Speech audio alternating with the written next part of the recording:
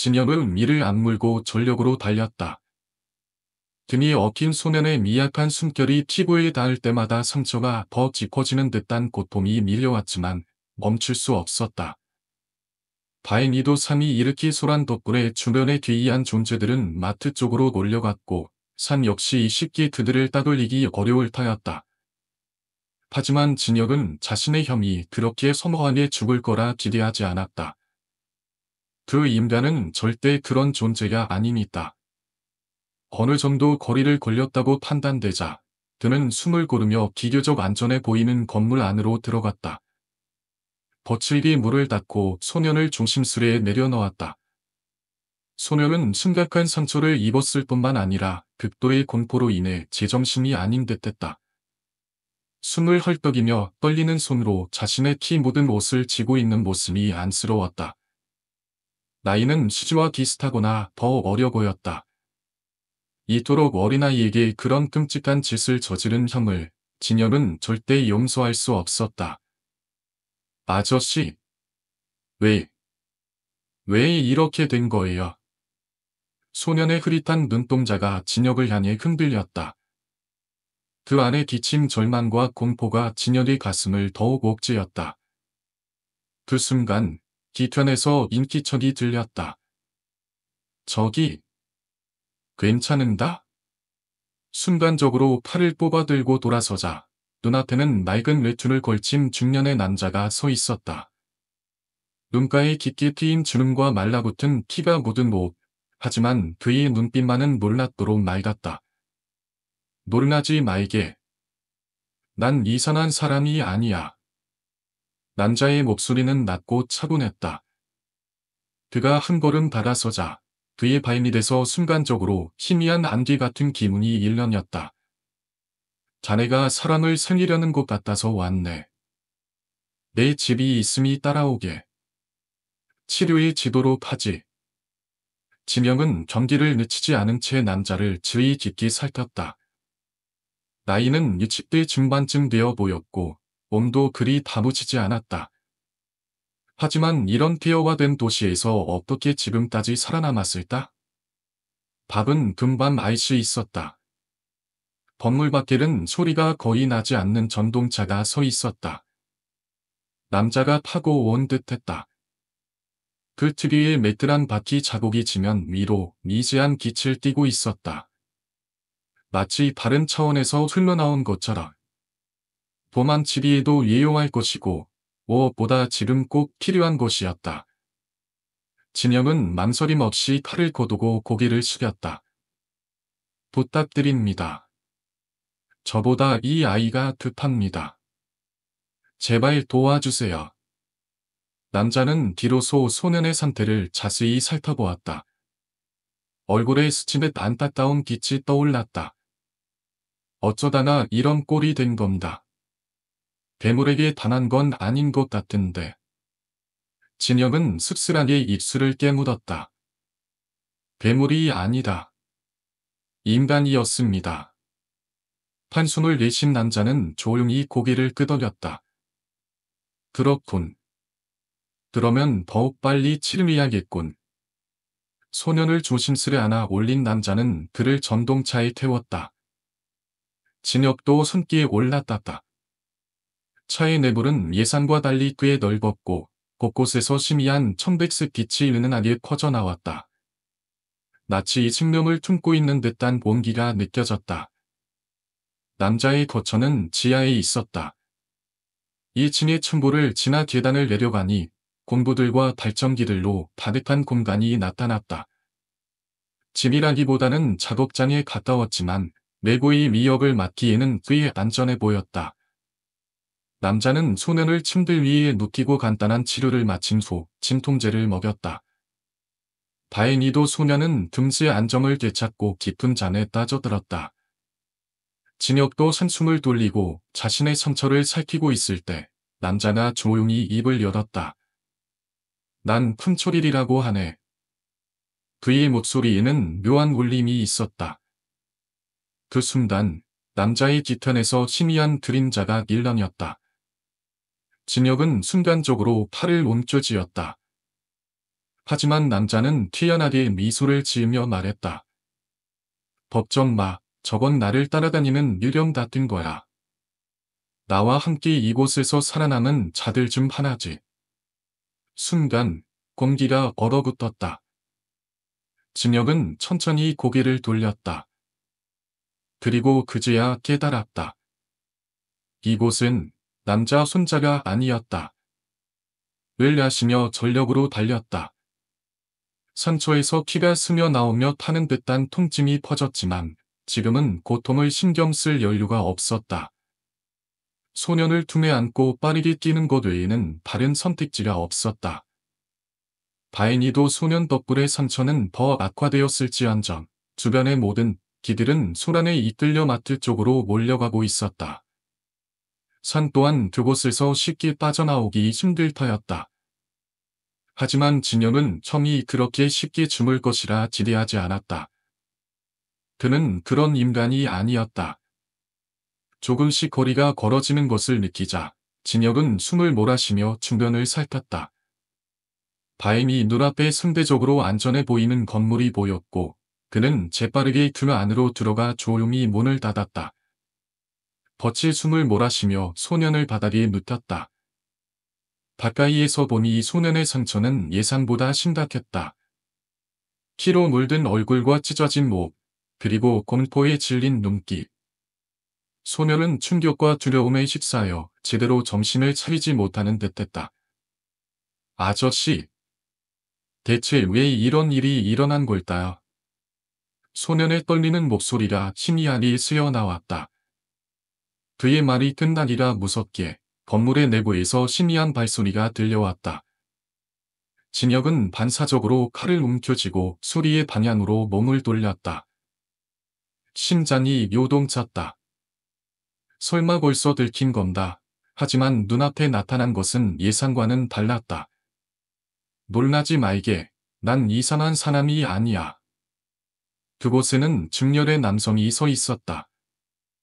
그의 낡고 다는 목, 바싹 마른 얼굴에는 세월의 흔적이 깊게 새겨져 있었다. 하지만 눈빛만큼은 날카롭게 빛나고 있었다. 당신은 그냥 지나가는 길이었네. 그런데 소리가 나길래 와 봤지. 마침 잘 됐군. 집이 있으니 따라오게. 치료가 킬 맞았나. 진혁은 남자를 유심히 살폈다. 60대 중반으로 보이는 그는 마른 체력에도 불구하고 이 한때한 도시에서 살아남은 흔적이 역력했다. 이곳에서 어떻게 버텨왔을까? 하지만 의문은 곧 풀렸다. 건물 밖 어두운 골목에 남자나 타고 온 듯한 전동차가 서 있었다. 덩그러니 놓여있는 그 차는 조용했지만 분명 단순한 이동수단 이상의 역할을 할 것처럼 보였다. 도망치기에 적합한 장비였다. 그리고 무엇보다 지금 가장 절실히 필요한 것이기도 했다. 진혁은 칼을 서서히 내리며 고개를 숙였다. 부탁드립니다. 저보다 이 아이가 더 위급합니다. 제발 좀 도와주세요. 남자는 쓰러진 소년을 유심히 바라보았다. 어둠 속에서도 그의 눈빛이 흔들리는 것이 보였다. 이 아이, 이런 상태가 되다니. 설마 그 괴물들에게 당한 건 아니겠지? 진혁은 조용히 입술을 깨물었다. 괴물이 아니다. 인간이 한 짓입니다. 순간 남자의 표정이 굳어졌다. 어른이 고작 이런 아이에게. 세상이 이렇게 되어도 사람의 본성이야 변하지 않는군. 남자는 한숨을 내쉬며 전동차 쪽으로 몸을 돌렸다. 좋네. 일단 아이를 태우고 가자. 치료가 필요할 테니까. 그렇게 해서 진혁과 소년은 남자의 도움을 받아 전동차에 올라탔다. 부적이 있긴 한데 그래도 위험할 수 있으니까 안에서 기다리자. 진아의 말이 끝나니가 무섭게 사모는 곧바로 수지를 찾으러 나갔다. 평소보다 발걸음이 빨라졌다. 그도 그럴 것이 밖은 너무나도 조용했다. 아무런 인기척도 들리지 않았다. 그 전마담이 오히려 더 기묘하게 느껴졌다. 수지는 문 앞에서 작은 부적들을 살펴보며 서 있었다. 손끝으로 조심스럽게 부적의 표면을 쓰다듬고 있었다. 마치 무언가를 느끼는 듯한 표정이었다. 누나가 들어오래. 위험한 있다 안에서 기다리자. 사무는 조심스레 수지를 불렀다. 하지만 수지는 쉽게 발걸음을 떼지 못했다. 아쉬운 듯한 눈빛을 한 채 계속해서 문을 달아보았다. 마치 누군가를 기다리는 것 같다. 그리고 그 순간 문이 덜컹거리기 시작했다. 갑작스러운 소리에 사무는 깜짝 놀라 한 걸음 뒤로 물러났다. 하지만 수지는 몰라기는커녕 오히려 아무렇지도 않은 듯 중얼거렸다. 진혁 삼촌이에요. 그리고 문 너머에서 들려오는 익숙한 목소리. 그래, 삼촌이야. 문 열어줘. 우리 빨리 도망가야 돼. 사무는 그제야 긴장이 풀린 듯 가슴을 쓸어내렸다. 이내 문을 열려고 손을 뻗었다. 하지만 방금 전까지 따뜻했던 진혁의 목소리다. 갑자기 차갑게 가라앉았다. 목소리는 비슷하지. 하지만 난 이렇게 간지럽게 말 안 하지. 그리고 삼촌? 내 놈 진짜 제정신인가? 순간 등골이 서늘해졌다. 수지는 갑자기 고개를 숙이고 손을 뻗 쥐었다. 그리고 천천히 중얼거렸다. 역시 가짜였네. 문 너머의 존재는 진혁이 아니었다. 판반장의 전동차는 지리 이상의 성능을 발휘했다.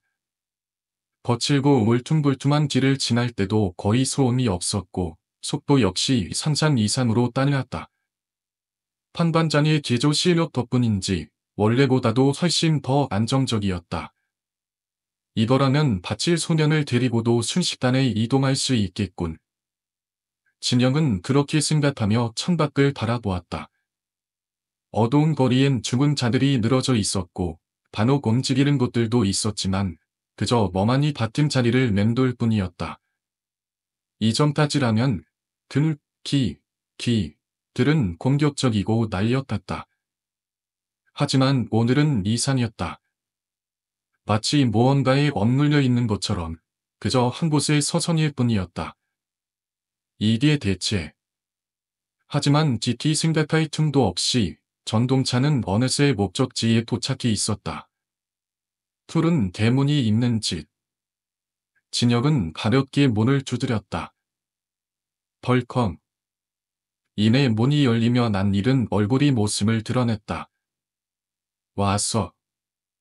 들어와. 진혁은 무심코 안으로 들어가려 했지만 순간 걸음을 멈췄다. 뭔가 이상했다. 눈앞에 있는 것은 분명 진수였다. 하지만 그의 표정이 어딘가 어색했다. 눈빛도 마찬가지였다. 진혁은 반사적으로 진수의 손목을 잡아치며 순식간에 목에 칼을 들이댔다. 아씨, 이 새끼는 뭐 눈만 마주치면 지랄이야. 진수는 짜증난 듯 칼을 차며 말했다. 하지만 진혁은 흔들리지 않았다. 지랄은 이거다. 뒤지고 싶지 않으면 대답해. 넌 대체 뭐야? 진혁이 차가운 눈빛에 진수는 그제야 작게 웃었다. 그리고 비아냥대듯 대답했다. 일단 팔을 내려. 들어봐서 우리 대장님이란 얘기하지 그래? 진혁은 여전히 진잔을 풀지 않은 채 진수를 노려보았다. 하지만 어쩔 수 없었다. 진수는 이곳에 오래 있었고 내부 사정을 가장 잘 아는 사람이었다. 조용히 칼을 내린 뒤 그는 천천히 안으로 들어갔다. 집 안에는 이미 몇 명의 사람들이 모여 있었다. 하지만 그 중에서도 중심에 앉아있는 한 사람이 눈에 들어왔다. 찬이 앉아있다. 진혁은 눈을 가늘게 뜨고 찬을 노려보았다. 앉아. 다들 어디에 있는지 알고 싶지 않아? 산이의 목소리는 차분했지만 그 안에는 알 수 없는 기운이 담겨 있었다. 일단 앉아. 파일 내려놓고. 진혁은 꿈쩍도 하지 않았다. 그러자 옆에 있던 진수가 훈반장의 손목을 거칠게 붙잡고 방으로 끌고 가기 시작했다. 그 손 마, 그 손 못 놔. 진혁이 날카롭게 밀쳤다. 하지만 쉽게 움직일 수 없었다. 산이 얼굴에 희미한 미소가 떠올랐다. 우리끼리 이렇게 해결하자고. 서로 욕하고 소리 지르는 것보단, 칼 들고 싸우는 것보단, 총 들고 협박하는 것보단 앉아서 대화하는 게 낫지 않겠어? 진혁은 잠시 망설였다. 그리고 결국 천천히 팔을 내려놓았다. 그와 동시에 밤하늘 공기가 묘하게 바뀌었다. 마치 보이지 않는 무언가가 천천히 웃고 있는 듯한 기분이 들었다. 시간은 충분했다. 그러나 진혁은 순간적으로 튀어나오려던 몸을 억누르며 깊게 심호흡했다. 가슴속 불안감을 가라앉히며 그는 천천히 입을 열었다. 그래, 우리도 이제 제대로 이야기할 때가 된 것 같다. 찬혁은 씩 웃으며 고개를 끄덕였다. 먼저 군대를 중직하는 거라. 그리고 나는 당연히 대대장쯤은 맡아야겠지. 부대 이름도 이미 정해놨어. 이빨 도제. 멋지지 않냐? 그는 손으로 자신의 이를 쓸며 의미심장한 미소를 지었다. 이빨이라는 단어가 이렇게 강렬한 의미를 가진 줄 몰랐거든. 우리 대장님이 그러셨지. 이것이 바로 이빨이다. 역겨운 놈들을 갈아버릴 수 있는 최강의 무기다. 그 순간 대장님의 눈에서 뭔가 이상한 빛이 번쩍였어. 마치 그의 몸에서 푸관이 커져 나오는 것처럼 말이야. 그걸 본 순간 난 거의 울 뻔했지. 좁은 방 안, 포갑될 사람들 앞에서 진씨는 여전히 떠들어대고 있었다. 뒤 곁에는 마트에서 데려온 새로운 아이들이 있었다. 진아, 산무, 치지. 그리고 마지막으로 들어온 쿤반장까지. 아이들은 공포에 질려 몸을 움츠리고 있었지만 진아와 쿤반장은 진씨의 말을 놓치지 않으려 애쓰고 있었다. 정말 대단한 분이시네요, 판반장님. 판반장이 조심스럽게 말을 꺼내자 진씨의 눈빛이 반짝이며 더욱 신이 난 듯했다. 대단한 정도가 아니야. 위대한 존재지. 이 더러운 세상에는 질서를 잡을 왕이 필요해. 그리고 그분이야말로 왕이 되실 분이지. 처음 그분을 봤을 때 난 본능적으로 알았어. 그래서 이렇게 말했지. 주인이시여, 이 종은 온 힘을 다해 그대를 섬기겠나이다.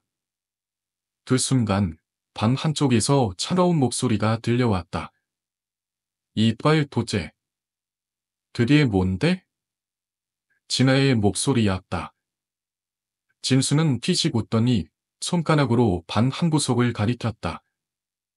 그곳에는 온몸이 꽁꽁 묶인 어린아이가 있었다. 창백한 얼굴, 공포로 가득한 눈동자. 저 애 보이지? 저게 바로 이빨이야.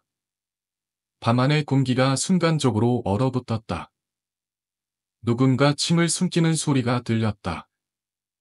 이빨이 왜 필요하냐고? 자, 한번 맞춰다. 판반자는 이미 예상하고 있었지만 일부러 조심스럽게 물었다. 아이들이 엿기를 숭배할 때 필요한 건가요? 진수는 만족스러운 표정으로 고개를 끄덕였다. 그렇지. 메이른이가 아주 똑똑하네.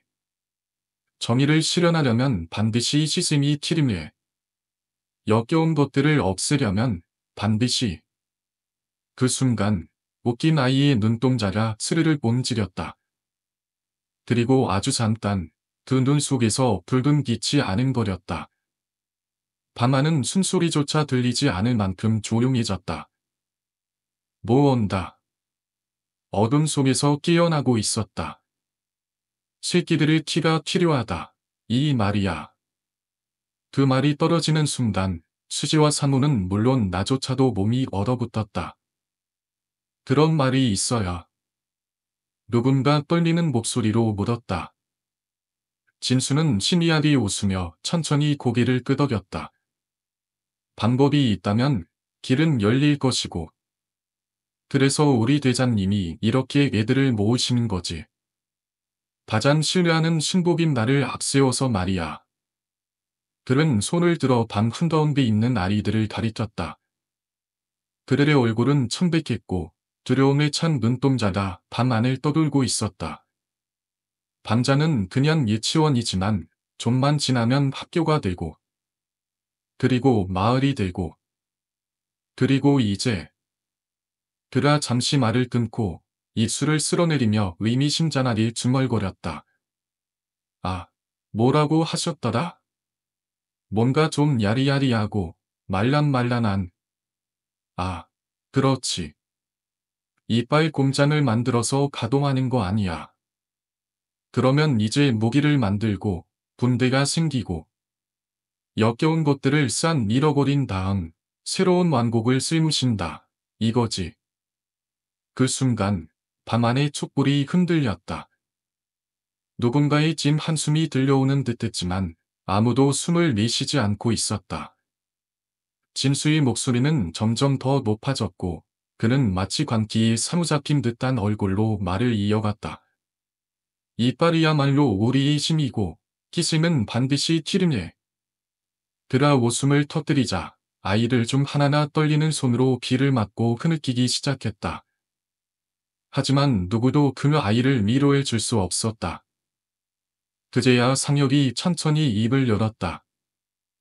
그래서 내 계획이 뭐야? 진혁은 잠시 망설였다. 하지만 결국 솔직하게 말하기로 했다. 아저씨처럼 사람들을 구하고 새로운 거주지를 만들 거야. 걱정 없이 평화롭게 살 수 있는 곳을. 그렇게 하나씩 거점을 늘려가면서 살아남은 사람들을 모으는 거지. 상혁은 피식 웃으며 고개를 저었다.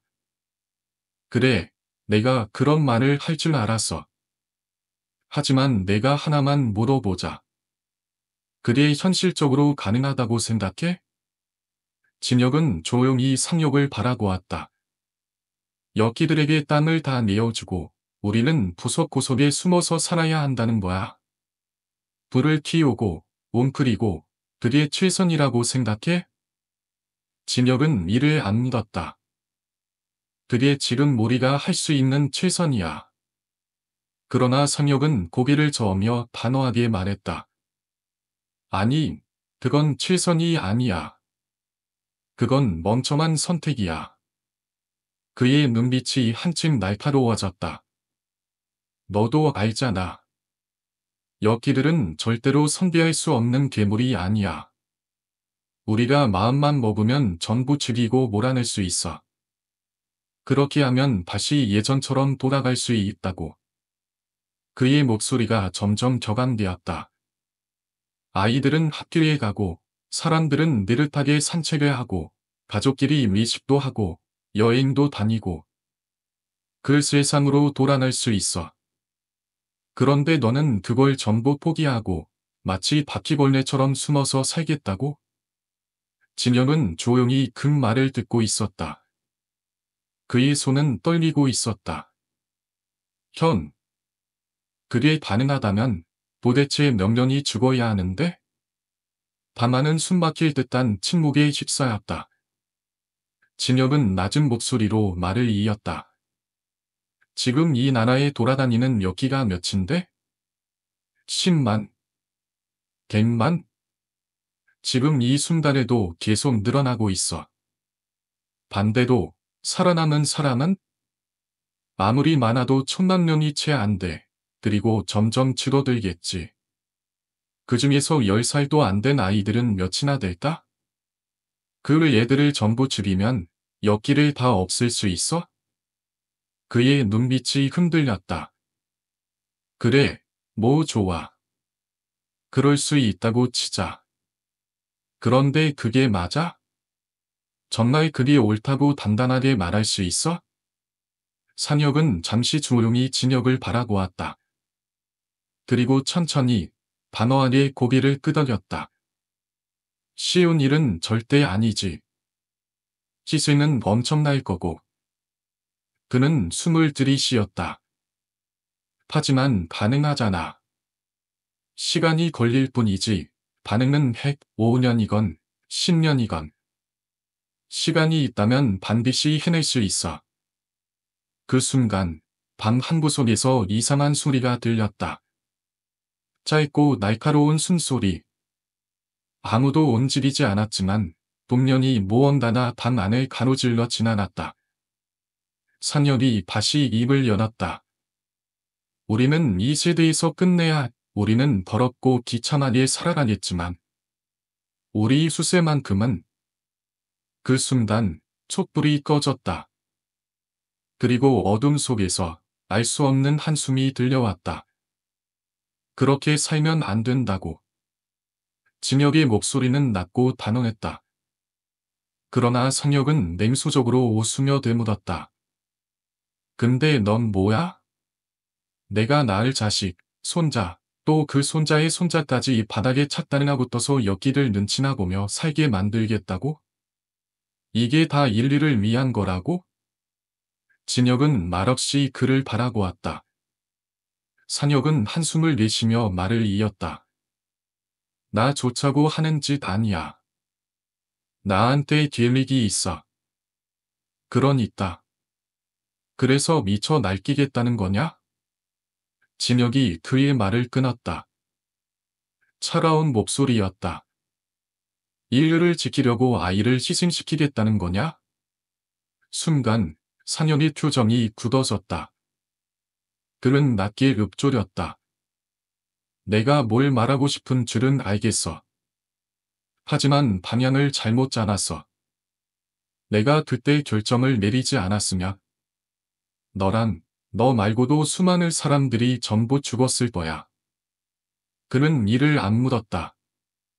내가 지금 이렇게 살아서 이딴 소리를 짓거릴 수 있는 것도 다 하영이 희생 덕분이야. 아다? 밤하늘 공기가 무겁게 가라앉았다. 진혁이 이를 악물고 산혁을 노려보았다. 현이라고 마음이 타냈을 것 같다? 그의 목소리는 날카로웠다. 그 어린애한테 팔을 겨눌 때 내가 뭐 신났을 것 같나고? 아무것도 모르면서 함부로 짓거리지 마. 그의 손이 떨리고 있었다. 난 그저 안내한 게 아니니까. 그 순간 밤하는 숨막히는 침묵에 휩싸였다. 한참 후 예지가 조용히 자리에서 일어났다. 그녀는 천천히 자신의 옷자락을 찢어내 어린아이의 몸을 감싸주었다. 그 모습을 본 산혁은 입을 열지 못했다. 그의 머릿속에서 오래된 기억이 떠올랐다. 현, 우리가 예지를 처음 본 날 기억해? 진혁이 갑자기 말했다. 20년 전이었어. 아저씨가 우리를 데려왔던 날. 산혁은 고개를 들었다. 그날 우리가 처음 본 아저씨의 딸, 6살짜리 여자아이, 이지. 난 아직도 그날을 톡톡히 기억해. 진혁의 목소리는 감정으로 떨리고 있었다. 우리가 처음 본 그날부터 20년 동안 난 예지가 오는 걸 한 번도 본 적이 없어. 산혁은 조용히 숨을 숨겼다. 심지어 우리가 도망칠 수 있도록 단 5초의 시간을 걸어주겠다고 아저씨가 마지막 싸움을 하러 갔을 때도 예지는 울지 않았어. 진혁이 천천히 성혁을 바라보았다. 그런 예지가 혐 앞에서 스스로 목을 맸어. 산혁은 그 말을 듣고도 아무런 반응을 보이지 않았다. 하지만 그가 쥔 주먹은 하얗게 질려 있었다. 그때 아무것도 느낀 게 없어? 진혁이 조용히 물었다. 오랜 침묵 끝에 산혁이 마침내 입을 열었다. 나도 알아. 그의 목소리는 낮고 거칠었다. 아버지로서, 그리고 그의 목소리가 뜸탔다. 찬방에서 불어온 바람이 희미한 한숨처럼 밤 안을 스쳐 지나갔다. 남편으로서도 아버지로서도 쓰레기 질이지. 산혁은 뒤로 숨며 말했다. 이번엔 내가 물어보자. 그때 내가 무슨 선택을 해야 했을까? 반신이 도망치던 수십 년의 사람들과 엮이들 사이에서 내가 뭘 해야 했을까?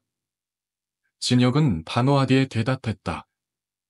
적어도 그걸 선택하지는 말았어야지. 산혁은 눈을 감았다. 너무 감정적인 대답이야. 그건 답이 될 수 없어. 아니. 진혁이 단호하게 말을 잘랐다. 감정적인 대답이 아니라 배운 대로 말한 거야. 사람이 되어야 한다는 아저씨의 가르침대로. 아저씨 얘기 좀 그만해. 산혁이 자리에서 벌떡 일어났다. 분노로 얼굴이 일그러졌다. 잠시 숨을 골랐다가 그는 조금 차분해진 목소리로 말을 이어갔다. 내 딸, 한이. 그리고 살아나는 예지.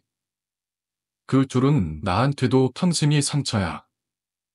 그의 눈빛이 어둡게 가라앉았다. 하지만 아저씨는 전부 틀렸어. 우리는 이빨을 써야 했어.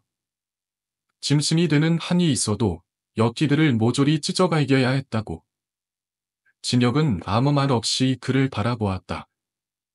우리를 죽음으로 내몬 건 엿기들이 아니라 처음부터 놈들을 잡아넣고 이용하려 했던 멍청한 인간들이야. 그리고 그걸 알면서도 머뭇거렸던 아저씨도 마찬가지야.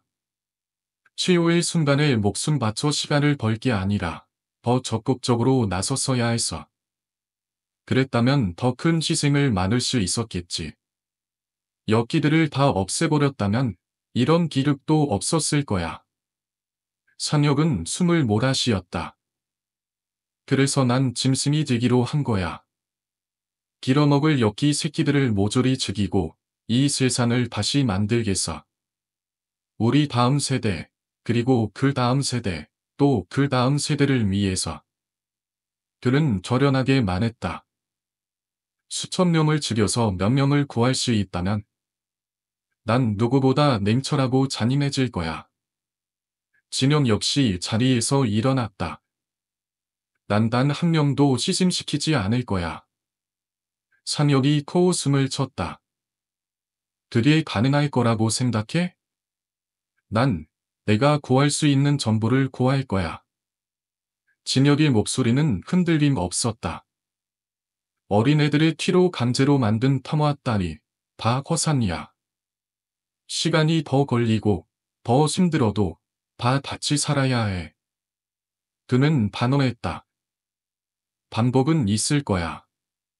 포기만 안 하면 우리는 길을 찾을 수 있어. 아니, 우리가 못 찾더라도 우리 다음 세대, 그리고 또 그 다음 세대가 답을 찾을 거야. 진혁이 산혁을 똑바로 바라보았다. 죽은 아이들을 받고 올라가서 태어날 아이들에게 신앙을 걸어야 해. 한도만, 둘은 서로를 노려볼 뿐 아무 말도 없었다. 이제 더 이상 대화가 무의미하다는 걸 깨달은 듯 산혁이 낮게 말했다. 그래. 적어도 너랑 손잡을 생각은 없다는 거네. 마찬가지야. 나도 내 방식에 동조할 생각은 없어. 산혁은 한숨을 내쉬었다. 그리고 그는 검은 칼을 꼽았다. 진영 역시 칼을 들었다. 칼 내려놔. 산혁이 낮게 경고했다. 밤안에 있는 놈들 다 죽는 걸 보기 싫으면. 그러나 진혁은 미동도 없었다. 넌 선택권이 없어. 거주지가 어딘지 말해. 그러면 내 치종자들과 함께 그냥 보내줄게. 그럼 너도 새롭게 시작할 수 있잖아? 진혁은 아무런 대답도 없이 거침없이 칼을 휘둘렀다. 포항. 상혁은 놀란 듯 뒤로 물러섰다. 그는 어렵지 않게 받아내긴 했지만 예상보다 거칠고 격렬한 공격이 적지 않게 당황했다. 뭐야, 이 새끼. 너 이러면 안에 있는 사람들 다 죽어. 그러나 진혁은 주저하지 않았다. 그는 거칠게 테이블을 걷어차며 돌진했다. 상혁은 순간적으로 방어 자세를 잡았다. 탐수라면 진혁을 손쉽게 제압할 수 있었겠지만 이 좁은 공간에서 예상치 못한 그의 폭진은 상혁조차도 여유를 가질 틈을 주지 않았다. 그의 눈이 흔들렸다. 이제 이 싸움은 누구도 피할 수 없는 운명이 되어버렸다. 상혁은 소리쳤다. 나. 벅이 있는 계집애. 진혁이 공격을 멈추거나 혹은 잠시라도 범위하길 바랐다. 하지만 예상과는 달리 그는 눈 하나 깜빡이지 않고 칼을 휘둘렀다. 팔날이 공기를 가르며 날카로운 소리를 냈다. 상혁은 다급했다. 그 순간 갑자기 방문이 벌컥 열리며 판반장이 아이들과 함께 모습을 드러냈다. 순간적인 혼란이 벌어졌다. 멍청한 새끼. 상혁은 낮게 욕을 내뱉었다. 진혁이 칼을 막아내며 한순간도 방심할 수 없었다. 그런데 그 순간이었다. 공기가 묘하게 변했다. 마치 보이지 않는 손이 스멀스멀 기어 나오는 듯한 기묘한 압박감이 퍼졌다. 덤 너머에서 낮은 속삭임이 들렸다. 그를 멈춰야 해. 멈추지 않으면 모두 죽을 거야.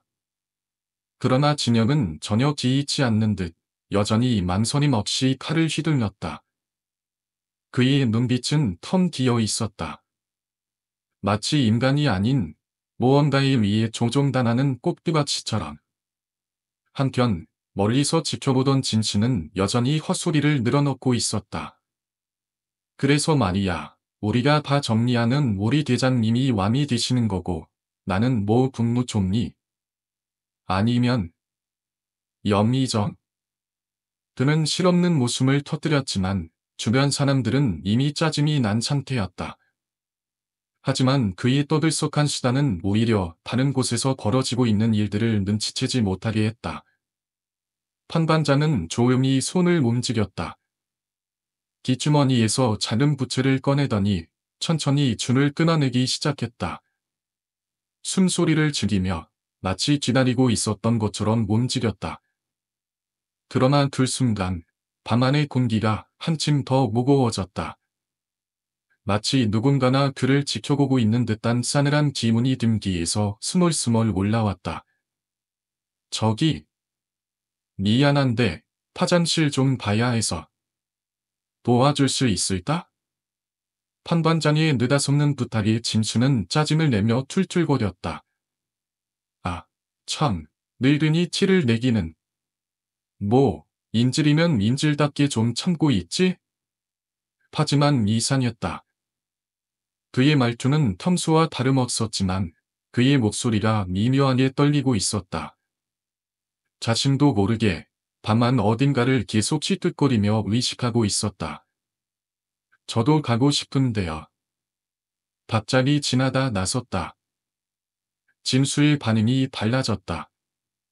아, 그래? 그럼 또 얘기가 다르지 노인네는 좀 기다리시고 아가씨는 내가 직접 모셔드려야지. 진수는 능글맞게 웃으며 진아에게 다다랐다. 그런데 순간 그의 눈동자가 흔들렸다.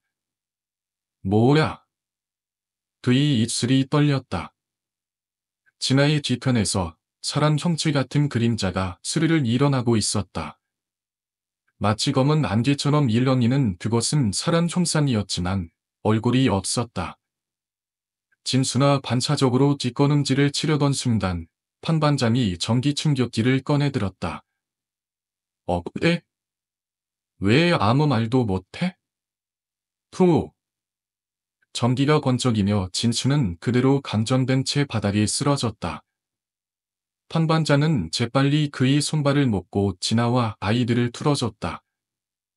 그러나 그 순간 방문이 띠걱이며 다시 열렸다. 그 문 너머에는 어두운 그림자가 서 있었다. 아니, 사란이었다. 진혁이었다. 하지만 그의 모습이 이상했다. 그의 손에 진 칼에서 새빨간 액체가 뚝뚝 떨어졌다. 하지만 그 키는 어디서 나온 것일까? 그는 눈을 감았다가 천천히 떴다. 그 순간 그의 눈동자가 기묘하게 흔들렸다. 마치 한순간 다른 존재가 그를 삼킨 것처럼. 사녀다. 그의 목소리는 낮고 마치 두 사람이 동시에 말하는 듯한 기묘한 울림이 있었다. 산혁은 숨을 삼켰다. 이건 더 이상 사람이 아니다.